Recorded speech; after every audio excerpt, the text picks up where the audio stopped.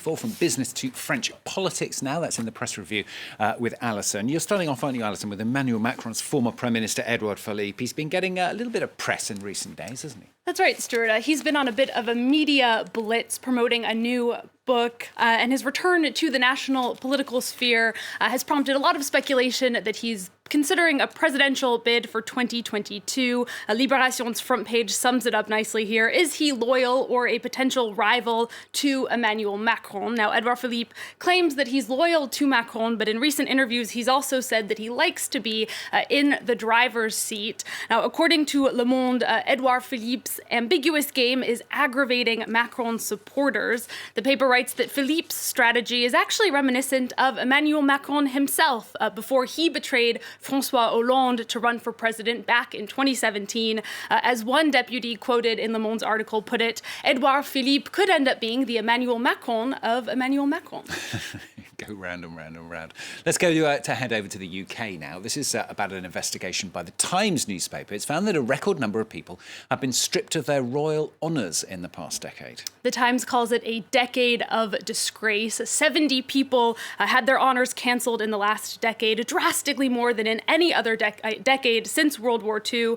Some people in this article here you might recognize. We see the former producer and convicted sex offender Harvey Weinstein there. But the paper notes that many of these cases went widely unpublicized, and that has led to a lot of calls for more transparency. As one member of the House of Lords told the Times, secret disgrace is actually no disgrace at all.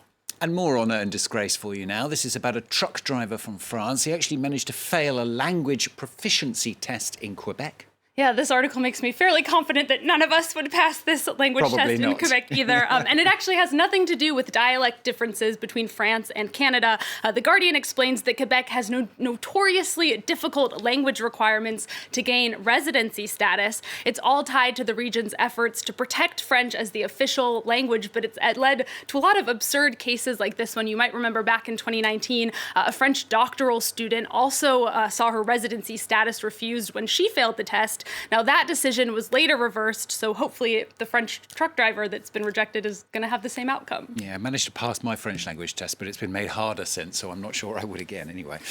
Papers are also mourning the imminent loss of Yahoo's question and answer service. That's right, and after reading this article from the New York Times, I do feel like it's quite a loss. The paper calls Yahoo Answers a haven for the confused, where people could go to ask weird questions that they were too embarrassed to ask in real life.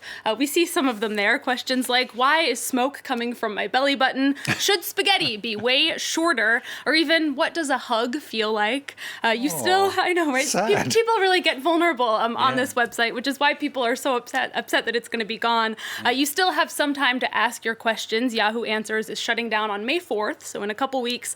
Yahoo is also going to be deleting the archives, so the New York Times and other papers have been compiling some of the best questions that people have asked, and I do recommend reading them because they are hilarious. It does sound good. If you want a new haven for the confused, just keep watching us here at France 24. We'll help you out on a daily basis. Thanks, Alison. With the papers on France 24.